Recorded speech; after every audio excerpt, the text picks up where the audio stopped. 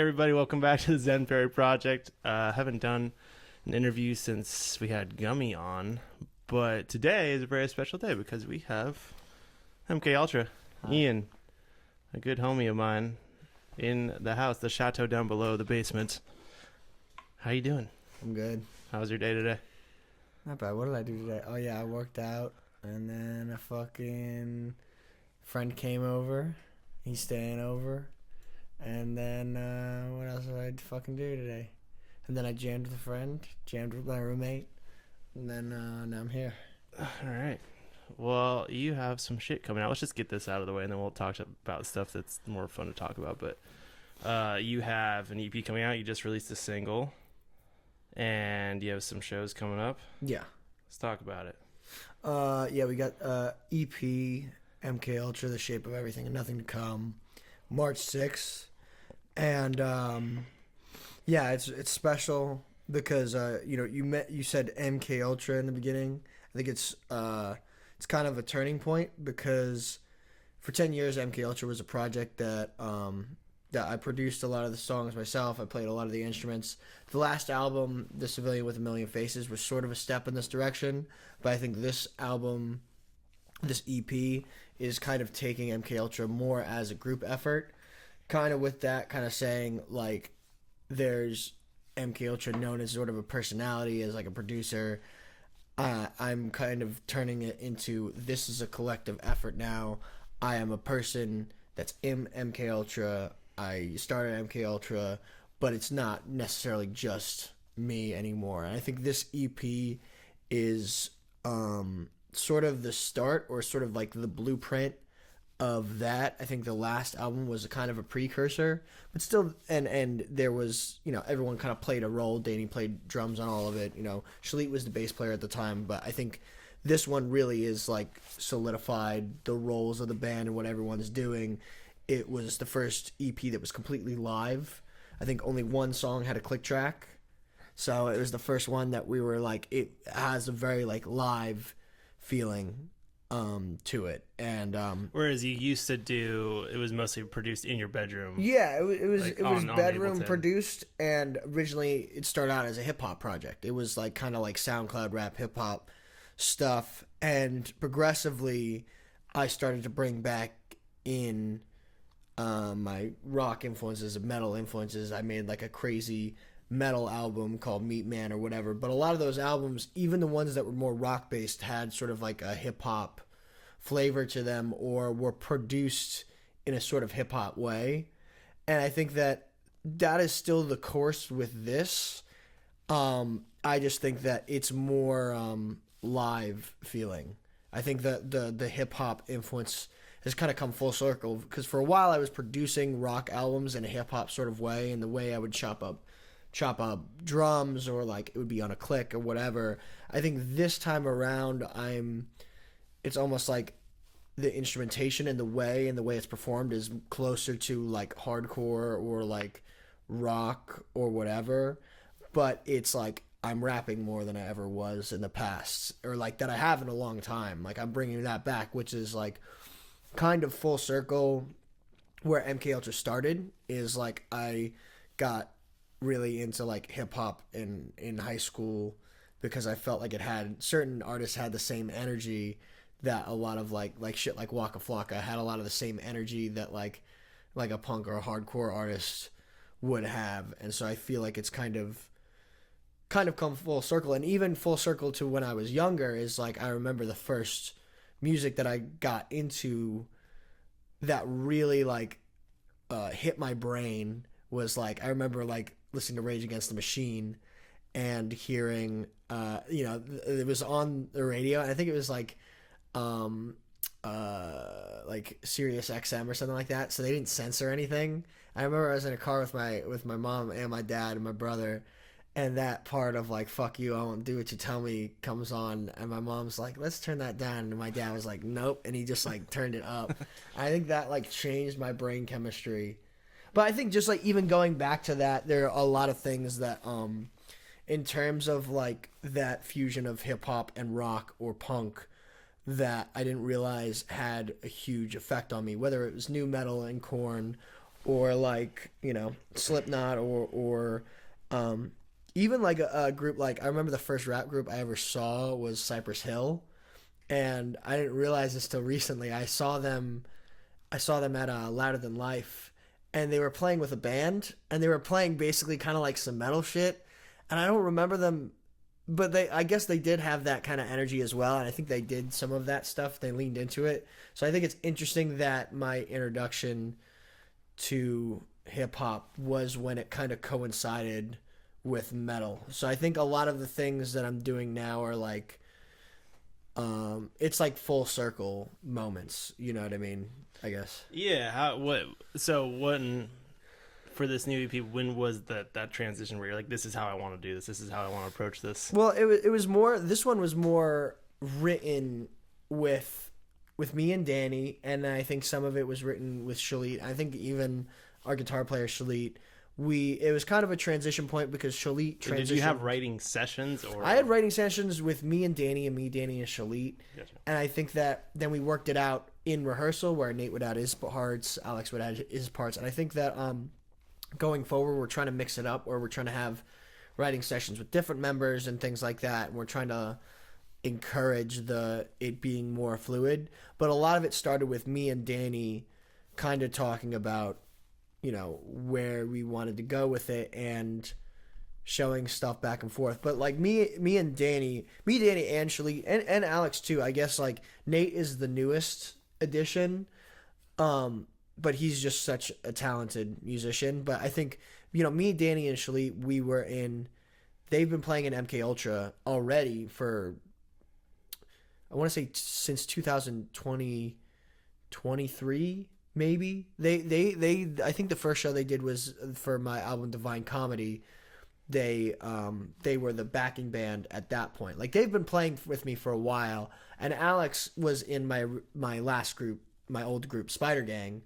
So, and he was some of the first to play some of my earlier songs live on guitar. So I've been playing with all these guys for a very long time, and so I feel like we're very like in tune and in sync at this point.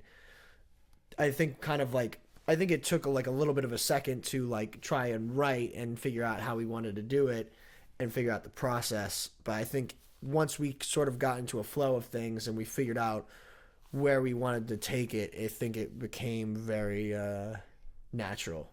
And okay. And I think even now it's like, I feel like it's even more sort of natural. Like, we're writing new songs right now that we're trying to track pretty soon. That it feels even more natural. Like, okay. It feels like, you know. Feels like you're coming back to, like, the thing you've always been trying to do. So you started MKULTRA. I didn't know you've been doing it for 10 years. Well, I started it in high school. So I'm 28 right now. I'm going to be 29.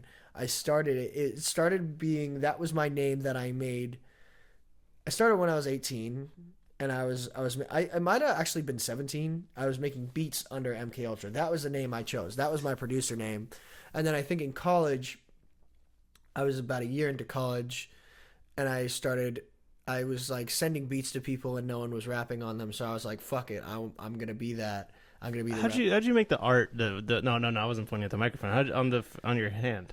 How did I make this? Well, this is a stick and poke.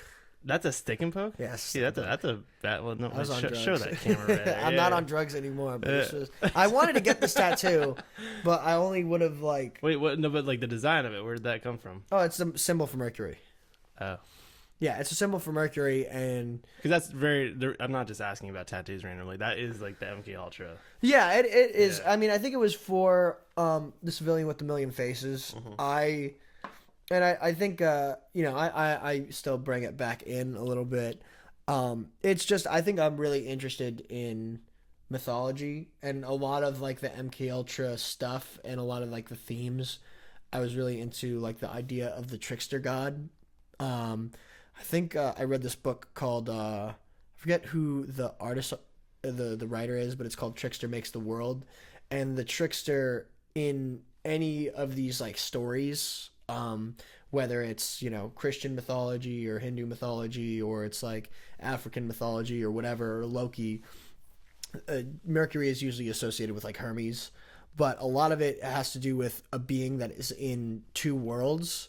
So like Hermes is the son of I think Thor, and I might butcher that, which is like crazy, but it's a god and a mortal mother, a god and a mortal. Like it's like they're in the mortal material world, and they're in the the god world. They're in two different worlds. They're in black and white. They're in two different things, and they're the mediator. They go back in between both worlds. I think that idea in a landscape that we live in that is so incredibly divided, I think that's such an interesting idea. And it's even just like, a lot of my music is about like taking opposites and putting them together and finding the balance of yin and yang. So I like the idea of I think that was why I wanted it on. And it's also like references to like alchemy and stuff like that, and the Jungian idea of that. So like there was anything I've put on my body, there's kind of a reason for it. Maybe it wasn't the split second decision, maybe wasn't the smartest, but I thought about getting this before I got it. I didn't know I was going to get it in my hand, and it wasn't a smart decision to probably get it on my hand. But I wanted to get it, and I'm like, all right, well, like I'm not going to like. No, it looks cool too, and it's also that's crazy. It's the same. Yeah, because like.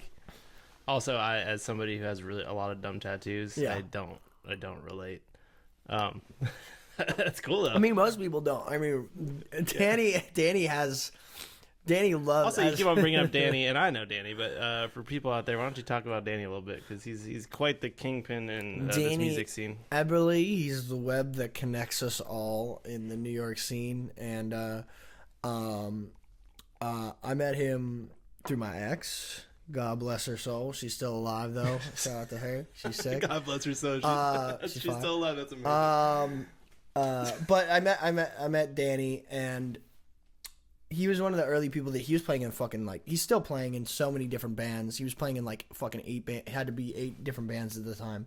And I remember, and he's just such a fucking great drummer. I remember early on asking him if he wanted to play in MKULTRA, and he just said yes. So immediately, and I was just like, wait, really? He's like, yeah, this shit's sick. And I think that like, we just connected very early on, a lot of similar interests, and we just played in a bunch of different bands together. So how long have you known him? How long has he played with MK?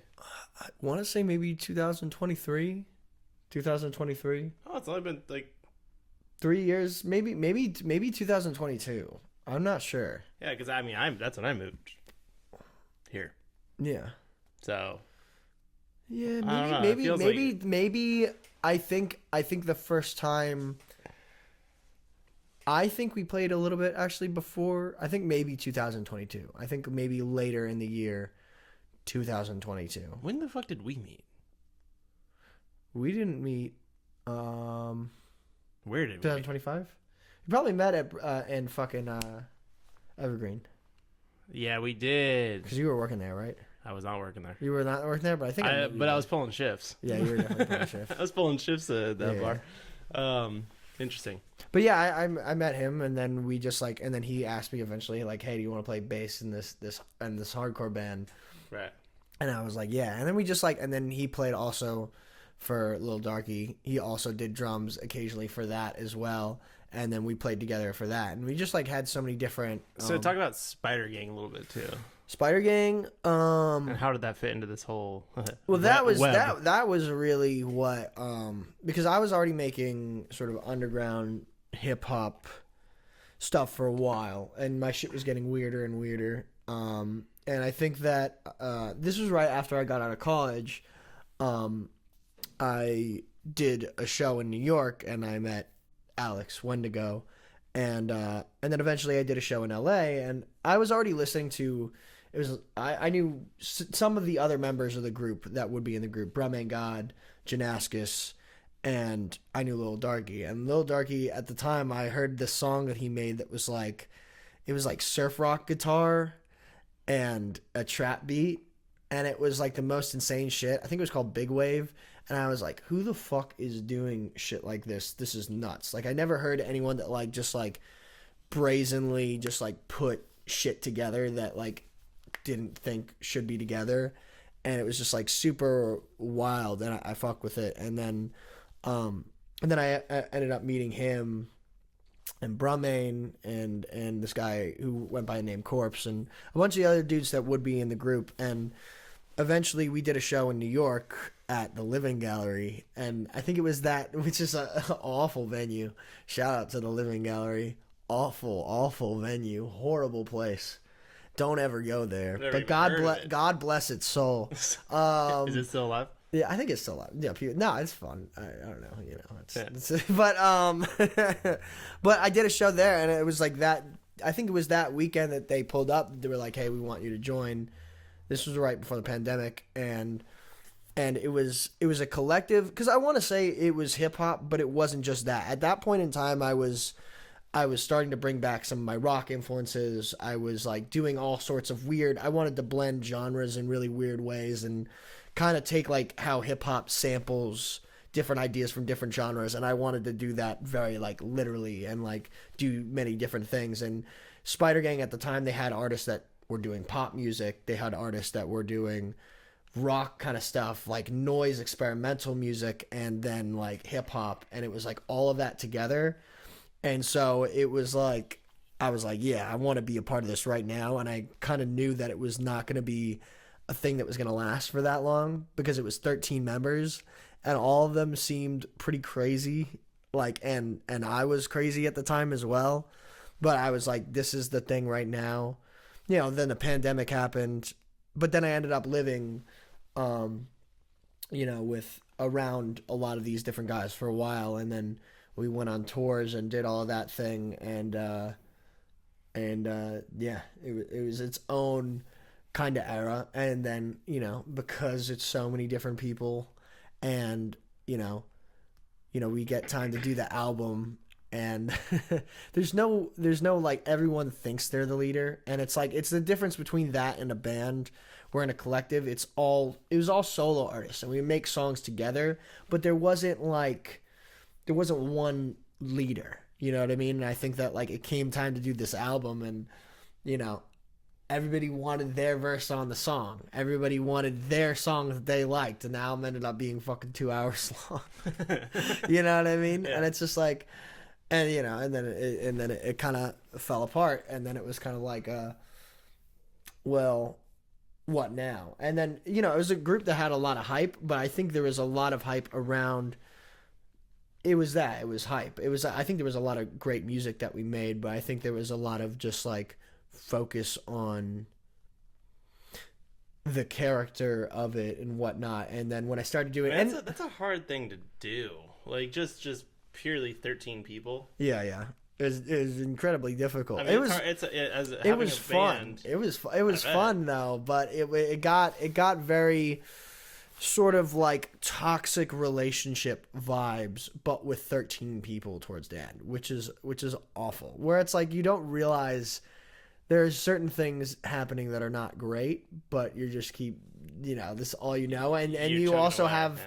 It's working. We kind of like stopped. Well, how old are you? You're like fucking like 23, 24? I was like turning maybe 25. Okay, yeah. Maybe 24, 25. Yeah. And it was working at the time, and we probably could have kept going for it, but it was just getting so bad. I think there was like a moment where like multiple. I just remember walking into one of my friend's rooms and was like, yo, I want to quit. And he was like, yo, I was just thinking the same thing. And then another one comes down the stairs and he's like, guys, I gotta tell you something. Like, we all had like 4 of us had the same thought at the same time. That's kind of like the most beautiful way it can go. Yeah.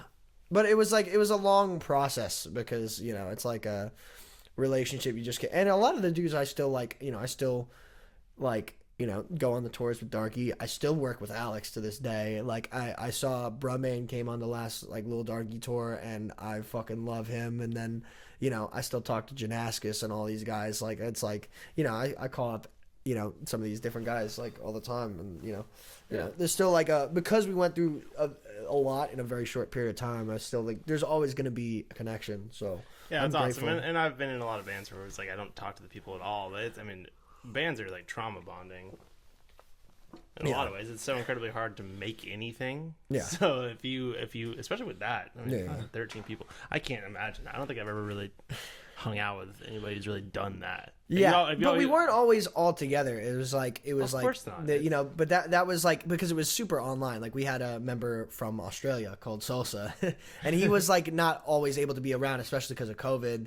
But then he kind of came around at different points, and we'd have different like meetings essentially where I'd be like 7 of us or 8 of us would be out in New York, and people would be sleeping on the fucking floor, and it was just like grimy. I mean, that's cool. It's the kind of thing that sort of makes you. And I mean, I've always just been in bands in California, and that's how we did our shit. But I wanted to segue into what. I mean, so you got some shows coming up before we get too far. You're playing fucking TVI. TVI on the 20th. And we March, have some March other 20th. Yeah, and I think we have some others that I don't know if I can announce yet, but Let's not. Let's just do the 20th. I think we're just trying to get people to go to that, so fucking go to I'm that. really excited about that one. It's in my calendar. Yeah, so it's gonna be fun. And yeah, and you got the EPs coming out when? March 6th. Album EP. EP. It's EP. Yeah. That's I thought I had that right. Yeah. Yeah, and the single sounds fucking amazing too. So Thanks. yeah, actually the whole thing sounds really fucking cool. Have I sent it to you? Yeah. Okay, cool. Yeah. Yeah, it's really cool. Yeah. Yeah, and I ending up in this music scene that we did and getting to meet you and getting to meet Danny. I mean, my introduction was basically through Mikey. It's such a supportive group of people. Yeah. I think that was the thing. I think there was Mikey and Danny play in Lip Critic. Yeah. I think there was a period where I saw a lot of industry shit, and I saw a lot of like, not in any one particular scene, but I guess where I was at, because it was in the pop scene, a little bit in the rap scene or whatever, and I just saw a little bit of this kind of attitude of like going to shows just to show face, going to shows and like hanging out in the green room the whole time, and not really like being that supportive and kind of feel like everyone's out to get each other. And I think that like I just like fell in love with this scene, and I think this I've kind of like, you know, it's really grown in the past couple of years. Like I think scenes like this always kind of ebb and flow, but just like how supportive it is, I was like, it felt super refreshing because, you know, I always wanted that. When I was a kid, I didn't like, I liked heavy music and I liked crazy music, but I wasn't in any scene. I think that's kind of why I gravitated towards producing things myself, because I didn't have anyone to be in a band with. And where'd you grow up? Westfield, New Jersey. Okay. So like, I was just like a loner. So I didn't have that many friends. And I think it's like kind of like funny that like I went this weird direction with it, where I went to being a solo producer, to somehow being in a group with 13 people, and then to do the thing that I wanted to do when I was like younger, which is like find people that fucking like punk and hardcore and metal and crazy, and who are also shit. Weirdos, and like also fucking everything freaks, but like in a positive way, you know? Yeah, like supportive. And I think it's something about this scene that I really admire the most is people like believe in others more than they believe in themselves. Yeah. They allow it to, like, room to grow. Yeah. And support, and just like, yeah, I mean, even with the dirtbag stuff, it's been so cool to just like, just hearing other people listening to what we're working on, and like, it's what keeps us going, because like some of these people in the scene are just, I mean, just being in New York City, there's incredible music everywhere. Yeah. So it can be a little daunting sometimes, where you're like, God, you see somebody like nail a show and just like sell out somewhere, and they just keep on growing. So everybody's just so wildly supportive of each other. It's insane. Yeah, it's just like a lot of positive people. You know what I mean? And it's like, and it's just like it like it was just super what I was always kind of craving. You know, just Same. like what I always wanted when I was a kid, and yeah, I just feel super grateful. So what was your first like introduction? I mean, you gave the Rage Against the Machine story, but how did you start playing music? What was that? Well, it was like, I think when I was like, you know, you liked your parents' music. My dad played a lot of like grunge and Led Zeppelin and stuff like that. He was a big Pearl Jam fan. Played Nirvana in the car. And then how old is your dad?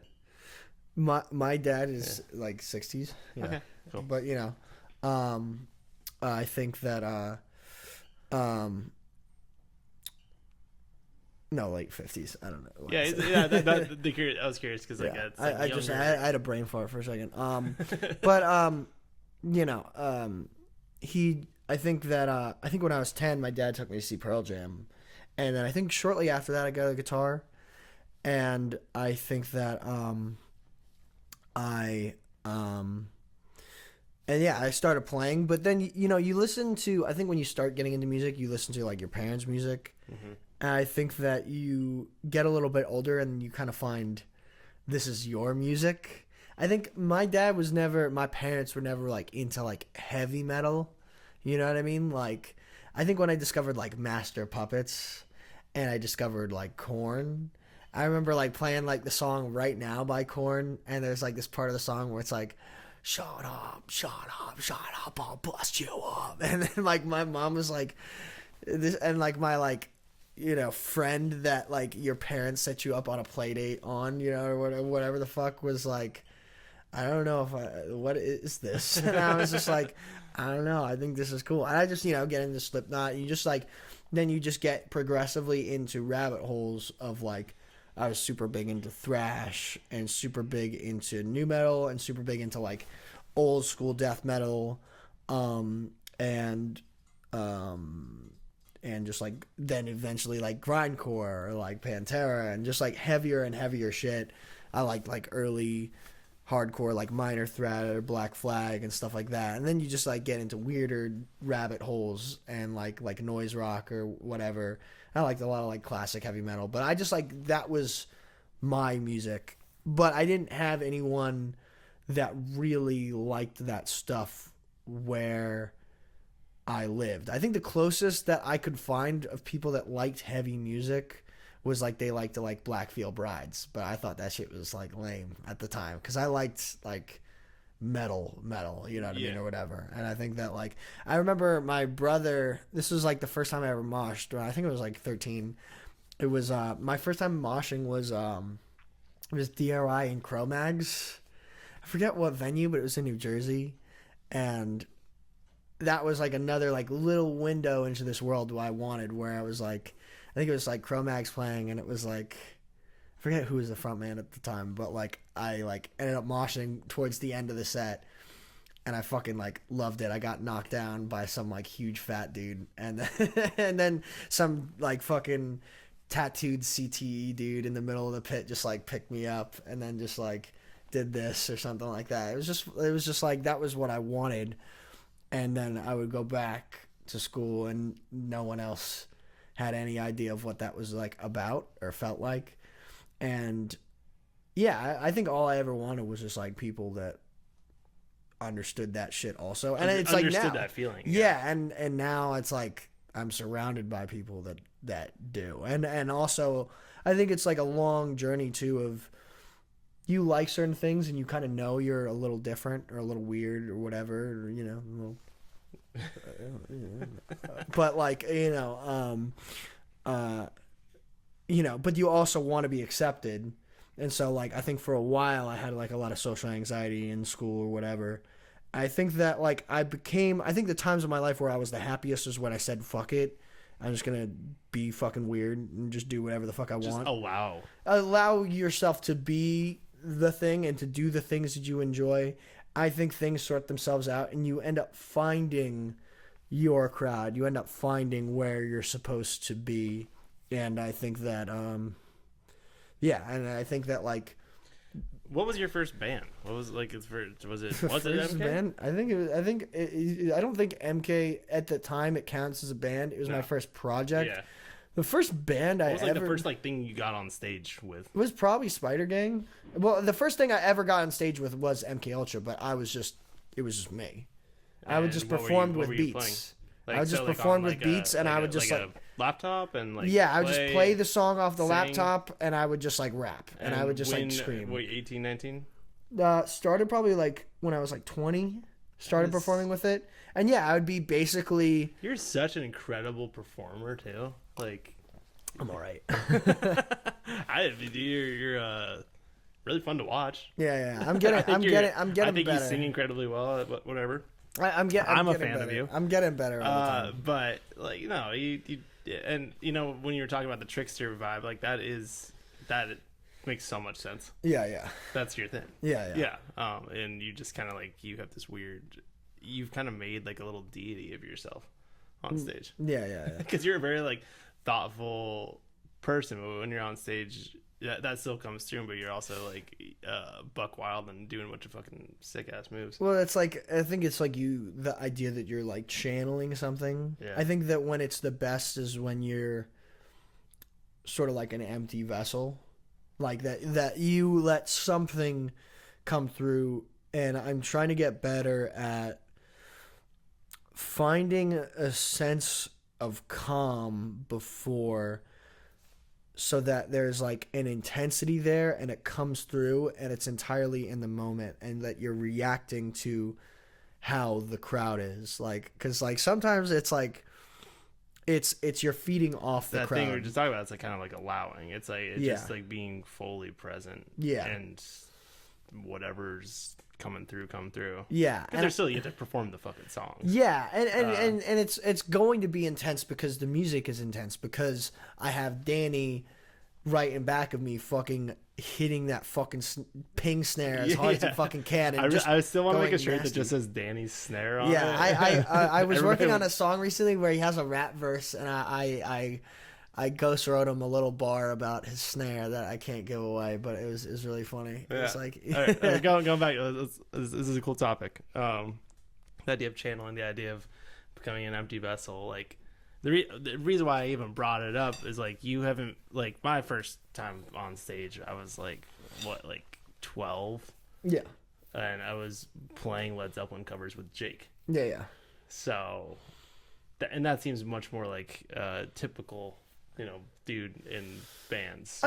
You know what? I played, I had like rock shop stuff at an early age where like they get people together and stuff like that. But I wasn't like, I didn't have something where like I got together with a group of guys and like, let's play these songs till much later. And I had experiences growing up playing music, but I think like ensembles in college or whatever, because I was in some of that in school. But like, I think that my experience, and I think the reason why I enjoy being like a front man, but it's also like a very like elusive thing, there's not like a rule book for that, is because like I had a lot of social anxiety, and my first experience performing was being by myself with a microphone making loud music, and it's at a rap show where like people are just standing still.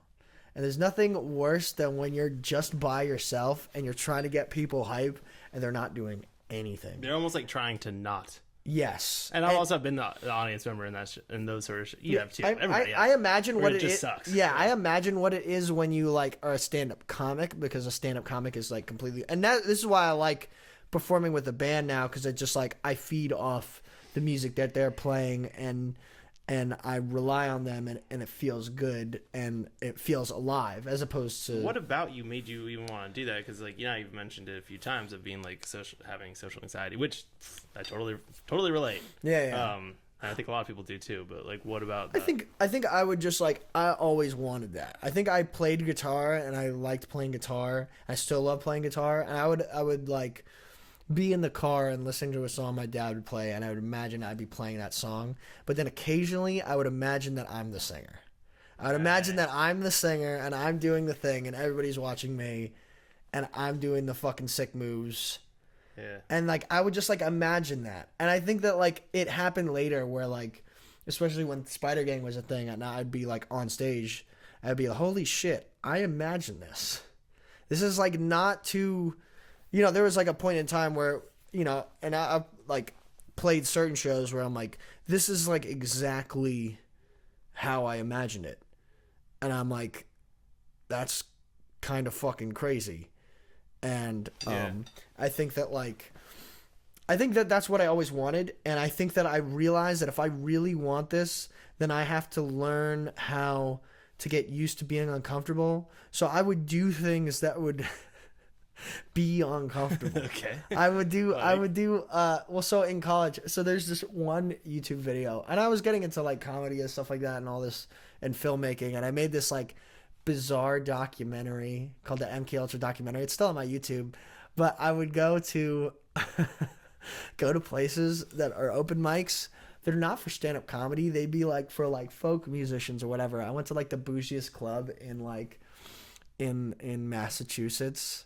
That was like a bar for like old people, and Hell yeah. and I would do stand-up comedy, but I'd be like so just fucking annoying, and there'd be like my friend that would just be like hovering, like getting behind people filming, like just being so annoying, and I'd be like, what's the deal with comedy? Like, I don't get it. Like, you know what I mean? Just like yelling and being like not funny, but it was like really like the thing they say about stand-up comedy is that it's so scary that people aren't going to laugh at you, that they're not going to get the reaction that you don't want. But when I was able to like take this thing and be bad at it and film it in a way where I could look at it and I was laughing at myself and laughing at the situation, I think that was one of the things that I did to sort of get outside of my own comfort zone and like subvert my expectations. Get outside of yourself, you know. It's the concept. I think we've talked about this is like, you know, the bondage of self. I mean, that's like an incredible, uncomfortable way to do that. Where the intention is purely to make people uncomfortable. Yeah. And it's almost like you're giving everybody else your uncomfortableness. Yeah, I haven't done anything like that in a while, but I think I needed to do shit like that in order to just like start the process of like being comfortable with myself and just being a freak. For me, I think I've just played in so many shitty bands throughout my life that like there was a time where I was the guy in 8 bands. Yeah.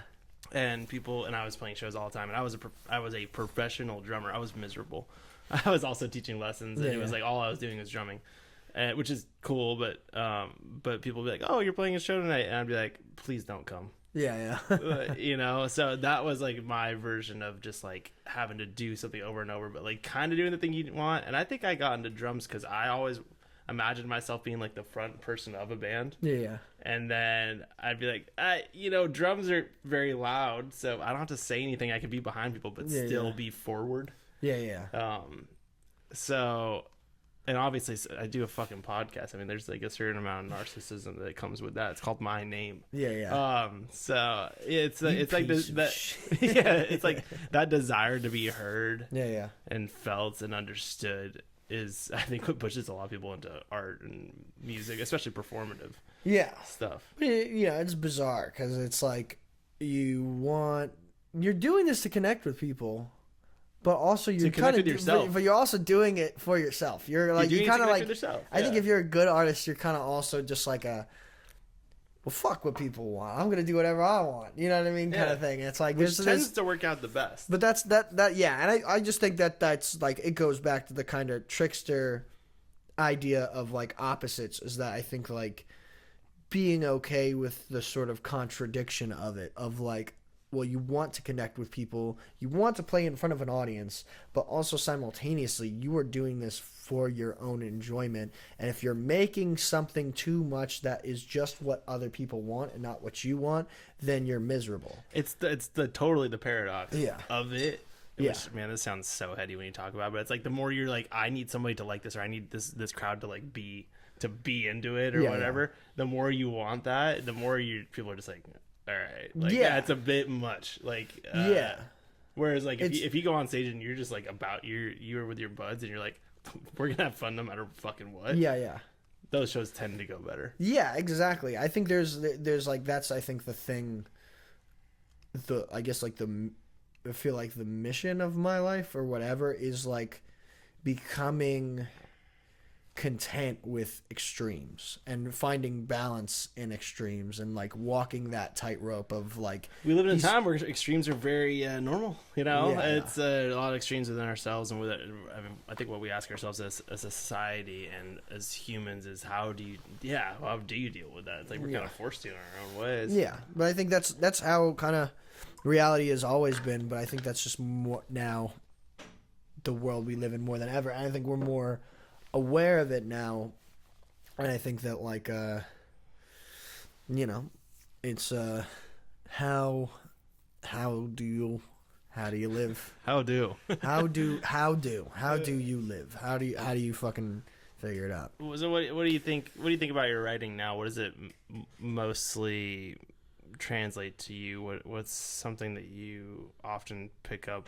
What is your writing process like? I'm talking more specifically lyrics. Well, it's like I've had a lot of different phases with it, and I think I take that process very seriously. Be Human, I think I probably wrote it maybe 4 times. I think I like wrote an initial verse and I scrapped it, and then I wrote basically completely based off the flow. And sometimes I do something where it's like I almost like make words that might not make sense, but I hear the rhythm of it, and then I'll like go back, and sometimes if I put words together that sound very like strange, I'll like make them make sense, and then I'll do another one where I'll do the same flow that makes sense, and then I'll put all of these different things together. That was just how Be Human was written. But like I think there are times where I'm writing about where we're at now. I think there are times where I'm referencing like timeless. This is gonna sound super pretentious, but like timeless ideas about being human, yeah. I mean, that's the song "Be Human." Like a lot of my music is what it means to be a human being, and being a human being is always changing because of the world we live in. But there's also like, is there something that is inherent to us, or is that thing like, is truth malleable, or is there truth? Is there like a thing that is concrete about it, or is there a thing that is always changing because the world we live in is so bizarre? And I think that was what my last album was about, The Civilian with a Million Faces, where it was about it was based off the book The Hero with a Thousand Faces, which is about, sort of this idea of comparative mythology, that all of these different stories have a similar structure, the hero's journey, and that this kind of says something about humanity. Regardless of whether you believe in any one religion, there is something coherent to all these different stories that says something about the human experience. But then kind of comparing it to the time we live now of like brain rot and all these things where it seems like there's no coherent truth, and there's so many different narratives that like it feels like there's no coherency to it, and it feels like chaos. And how do you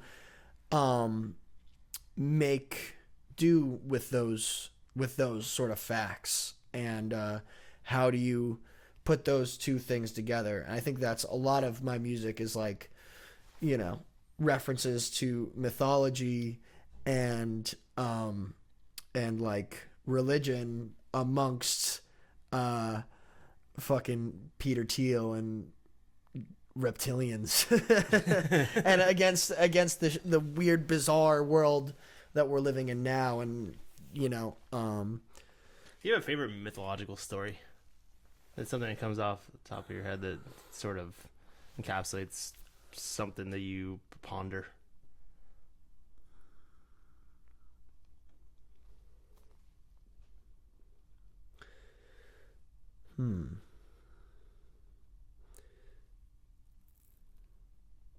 I mean, the very first thing that came to mind, I don't know if this is my favorite, but the story of like Hermes is when he was a child, he played a trick on Apollo, and I think he stole his sheeps or something like that. Like he like herded his sheeps out against like his orders, and Apollo is this god seemingly of like reason and like beauty, like Apollonian ideas, and then he kind of I think he killed I think he killed the sheep and he was about to eat them, but then he ended up sacrificing to the gods, I believe. And then I think there was also a tortoise, and he killed it, and he turned it into a lyre. And when he got caught by Apollo, he gave Apollo the lyre. Like he killed something and destroyed something and made a beautiful instrument out of it.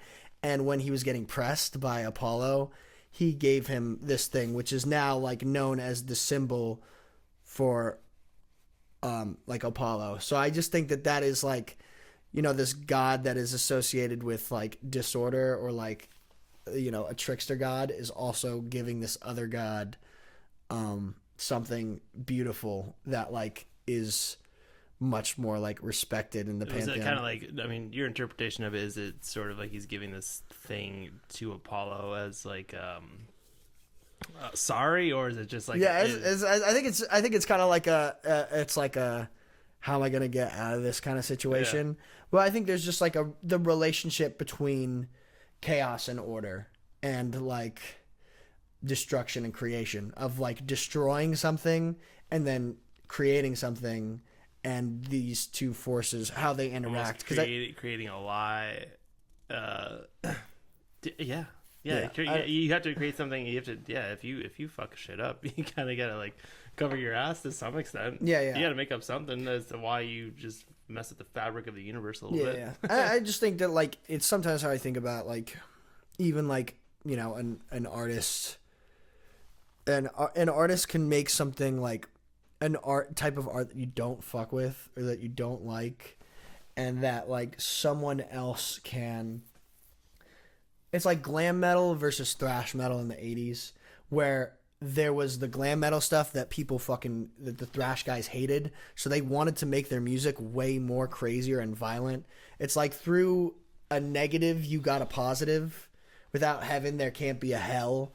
And I think that is like something that I find really interesting, and like is way more why I kind of relate more to sort of Eastern mythologies. I think we were talking about the other day, the Western mythologies, because I think like a lot of times a lot of like Western stuff is like, and I think there's a lot of truth in all of these different things, but Western mythologies is more like good and evil are at war with each other. And I think that like Eastern stuff is a lot of duality and how these two things interact with each other, like good and evil, or black and white, yin and yang, and how you have the yin and the yang and the yang and the yin kind of situation where these two things are interrelated and you need both. And I think that like how creation creates destruction, like you destroy something and you also simultaneously create something. You know what I mean? Yeah, it's like that's like that calm after a bomb blows up. Yeah, or it's like a breakup. It's like it seems like it's the end of everything, but that's actually the start of something new, kind of. Right. You know? Totally, and that actually makes a lot of sense for your music. Yeah, because I mean, I forget what the name of the song is, but it's a beautiful song. It's like it has a bossa nova beat. In a rap? Yeah. Yeah, that one. Yeah, beautiful song. And it goes right into something, and every time you play that live, it's always it's fun. It's a good time. Yeah, it is a good time. What do you got going on for the rest of the year, just in general? What are your plans? Basically continuing to. I mean, we're already tracking like another set of MKULTRA songs. Either a short project like an EP. I think it's kind of like an album, like a shorter album, but we're just like working on that, and I think we're gonna do more shows. I want to produce for other people. You know, I might want to start like another side project that maybe is either more rap based or more singing, but maybe just like something on the side just for me. But like, I don't know, I'm just like continuing to push down this path of the MK stuff, because it feels like things are happening more quicker and in sort of like a flow state with it. And yeah, I don't know, just see where that goes and take it one day at a time. Doing Muay Thai. That's fun. Yeah, dude. Yeah, we've been hitting that gym together. Well, not so much lately, but it was cool running into you yesterday. Yeah. Yeah. No, it feels good. It's really cool, and we didn't really talk about it, but we don't really have to. But yeah, just like not drinking for the moment has been really nice, and it feels like a lot more people are doing that. But yeah, it's been so cool to watch everybody's journey with this music scene. I think I'm speaking of not drinking. I think I'm almost 8 months. Hell yeah, yeah, fuck yeah, Yeah. yeah. I think I'm a little like 9 and almost 10. Yeah. Just crazy, considering how much it was. Speaking of like social anxiety. Yeah. Like at first, it was so hard to be me. Yeah. In front of people, and like music was like always my outlet before I started drinking super super hard or doing drugs super hard, and then it had to be music and getting fucked up, and like my bar tabs at every show that I was playing were like $80, and I'm like, and that's just so I could exist. Yeah. And it's like it was a sad existence, but yeah, allowing myself to be the fucking weird, guy who will blush at something somebody says, but also just like the most authentic version of myself. Yeah. And it's really cool. I mean, and your music always seemed like that. So yeah, I think it's like, for me, it's like when I started doing shows again, kind of not doing it. I just think that like my mindset was like, I am like closer to the thing that I love, where before there's this barrier, and I'm doing a show, but I'm having a couple drinks or whatever, and there's this like fog. That's kind of gone, and I'm more present and more aware of what I'm doing, and this is always what I've wanted to do. So why am I doing something that I'm forgetting, or I'm not as aware, or I'm not as close to it? I'm closer to the moment of me performing, and even if that's not perfect, even if I do a show where I don't feel as good, at least I feel that, and I want to get better. You actually feel it rather than like, how can I drown that out as fast as possible? Yeah, exactly. I totally resonate with that. It's like just like actually feeling your emotions, and at some point, like I very much resonate with what you said about like hearing a song and imagining I'm playing it. When I was a kid, I totally did that. Nobody wants to admit they do that, but I think of that's course how it started. I mean, I'll even say with like a weird song was like fucking Feel Good Inc. Yeah. I like thought that I was like, yeah, dude, if I like could sing that song, and then like, oh, dude, that girl I like, if she saw me sing that stuff, he'd be so fucking cool. Man, just wait till I learn how to do any of that. That was exactly what it was. You're like playing in front of like your middle school or something. Yeah, exactly. And like my first time ever like playing music, I was like listening to the Tarzan soundtrack. Is that Phil Collins? Yeah, dude. And I was like, I just like had like a little headset on, and I would just be out in the yard, be like, "You'll be in my heart," whatever. Fuck. But yeah, dude, it's like this that thought of being something bigger than yourself. Yeah. And I think we can all fucking relate with that, Yeah. And it's a funny thing, and we could probably go into psychologically like why you and I ended up like that. But hey, that's for another time. I feel very lucky that I knew what I wanted to do at an early age. I think I remember, and some people know and they don't realize they know. Yeah. Like you see the signs, and then you get a little bit older, you're like, oh, that makes sense why I'm doing this now. But I think like I feel very lucky because like I think I was only playing guitar for a year. I just remember I think I was still in like, I have this vivid memory of I was like still in elementary school, and I was like, you know what? This is what I want to do. Like me, like actually, this is what I want to do with my life. But like I want to be a rock star. But like I think I had that thought. I think like I remember saying to myself, and like my mom would be like, "Oh, well, you're getting good grades in math. Maybe you want to be a scientist." And I'm like, "No, I want to be a rock star." It was like I knew that I wanted to do that, which is so fucking rare. And my whole life has been working towards that goal and doing that thing. And so that is an absolute blessing, is that I knew. And so like, I think like I try not to take that for granted, because a lot of people, some people don't discover till late.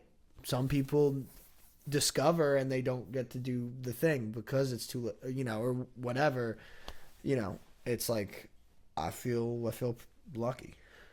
And you know, you should. I mean, we're incredibly lucky that we get to do what we do, and people like clap Yeah. for us on stage. You know, there's some people out there that would like kill Yeah. to have that happen once in their lives. You know. Yeah. And even a show where people are clapping and they're enjoying the hell out of themselves, we're like, man, could have been better. Yeah. You know, you get to a certain point and then you're like, and you get some of the thing that you want, and then you almost, and then it feels great, and then you become desensitized, and then you like want a bit more. You know, it's the thing of always wanting more. And I was thinking about this earlier. I was like, you know, when I was having that thing of like hearing gorillas and like wanting to perform live, it was never about. I never imagined like being drunk and like being like, or just like surrounded by bitches and stuff like that. Those thoughts came in later. Yeah. Like where I just, once I started drinking and doing drugs and like playing music with people, I was like, oh well, that's what you have to do. That's what winning is. Yeah. Is like you have all these things at once all the time. You never have to feel an emotion ever again. Like, yeah. All your problems will go away. You know, life will be perfect. Yeah, and you know it. And to be, I think that's how I know that I've gotten better. Is I could admit that is actually how I felt. Because you know, for most of my life, there's no fucking way you would get me to say that out loud. Yeah. Like, it was always like, well, I like playing music, and music. I think honestly, music has turned into much more gratitude lately for me, and just like every time I get to see bands in a scene, it's like I don't know how long this is gonna last. Yeah. Especially with things like looking crazier and crazier in the world, and I'm not a big doomer anymore. But who knows? Who knows? Like just the fact that we get to say whatever we want. Yeah, it's a you gotta have a glass half full, half empty thing where it's like you could say like things are horrible, and I don't know how much time things could end at any moment. You know, things could get so bad that that we can't do this anymore, and that's. You could say, well, why am I even doing this then? Or you could say, because well, that means you're just looking for a big goal at the end. You're not doing it for the little things. Yeah, and you could say, well, this all the more reason to cherish the things that give me joy and give other people joy right now, I guess. Yeah, that's the way I've seen it.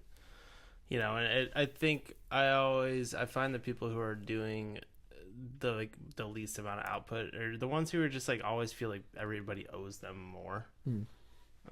Rather than thinking of like how much can I give? Yeah. And like not in a way of like, oh, I'm just gonna do this 24/7 and just like put out shit constantly, which I mean can work, but you know if you kill yourself doing something, what's the point? Then you just killed yourself. Yeah, then you know it's not. Give as much as you can. Like I you know when I see like how people give in any sort of musical group, and I think that's kind of what MKUltra is now. It's like you're all like giving into something. Yeah, it's greater. You've allowed other people in, and those people are also allowed to put their own stamp on. Yeah, it's not. Has been your project. It's not just about me anymore. I'm always going to have an attachment to it. It's like, you know what I mean? But you're the fire underneath it. You're the one who started it. But you know, it's like I've also kind of experienced that being in this scene where.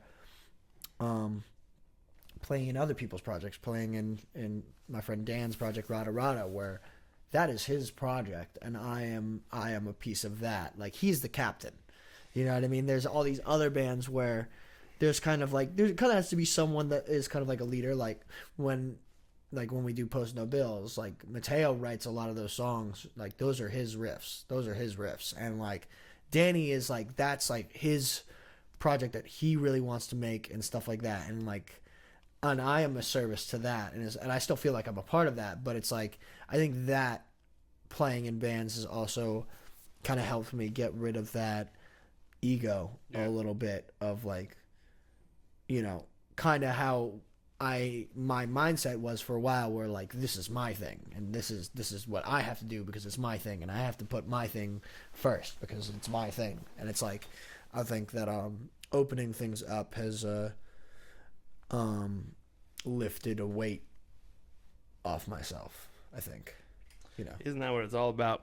All right, let's wrap this up. What do you got? What do you got to say to people out there listening? This has been super fun, by the way. This is cool. This is cool. Thanks. I'm glad we got to finally do this. Yeah. Thank you. Listen, MKUltra new EP coming out soon. He'll be at TVI March 20th. Yeah, come to that. Come to that. I'll be there. And More things this year. more things this year. We'll make that happen. Cool. What a time to be alive. Incredible. What a time to be alive. Goodbye.